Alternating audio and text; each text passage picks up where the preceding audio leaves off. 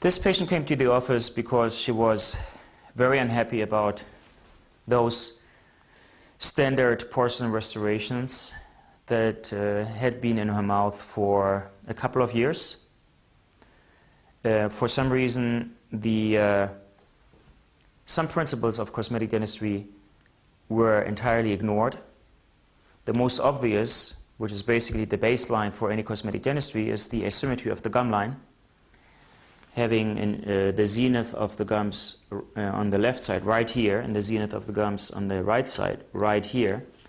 So it's already basically a canted look, which makes this tooth longer and makes this tooth shorter. Obviously, we have this big diastema here. Then the distance between this tooth and this tooth, it's not that visible, but it's greater than on the other side. So this one is a little bit shorter from here to here. This tooth is shorter than this tooth, which is hiding under the lip. And the smile is overall considered gummy.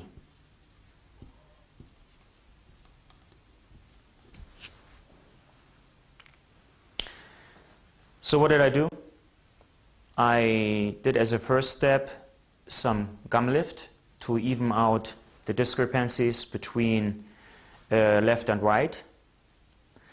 Let the gums heal, placed long-term provisionals, and after the healing process, I placed the porcelain restorations.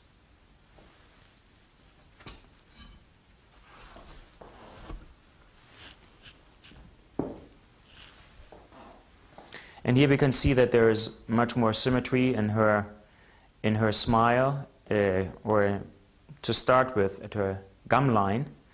These two teeth now have a more equal length. The zenith is up here and is up here. And if we orient ourselves with the upper lip, which is never absolutely symmetrical, and there is a little pull-in of the lip, and there's a little pull-in of the lip, it is much more symmetric than before. Here also we have very pronounced mamelons to give her a real cute, lively, youthful look. We have the same here. And again, a halo effect down there. With a transition of colors, which is called polychromaticity, which means many colors.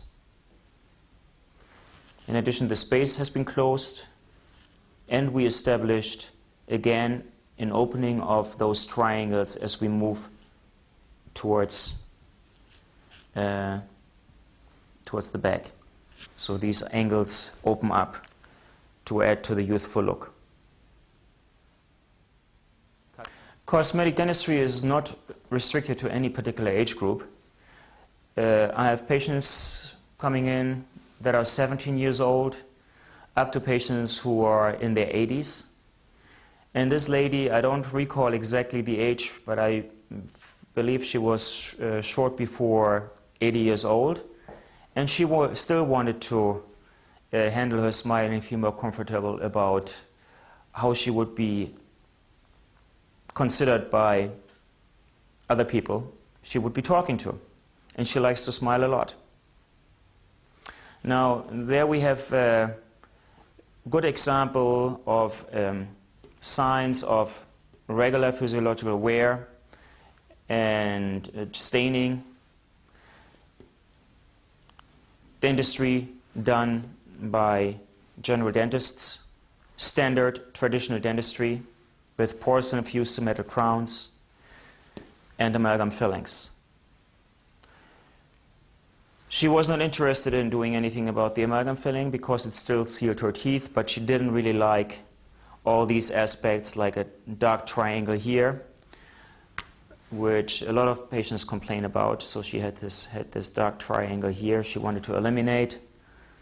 She didn't like the proportions of the incisors. There is a sign of wear. There's a sharp line angle here.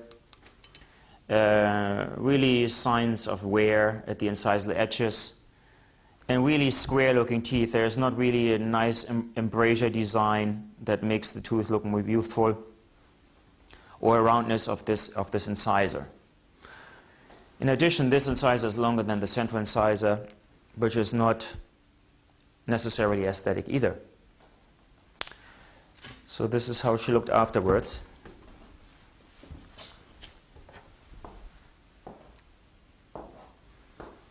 We established those incisal embrasures. We opened them up from almost nothing to a little bit more to definitely more, and the angle opens up even more here. Here's the amalgam filling that she had before.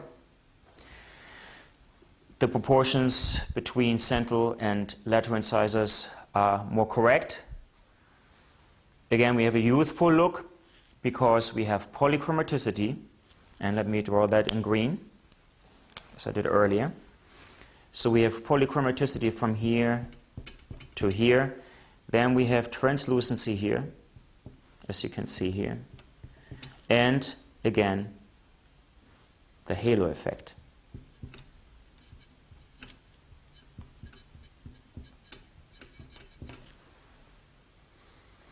We selected a little bit more rounded canine and rounded off this incisor as well, which attenuated the idea of worn or aged teeth. These teeth look significantly younger than before.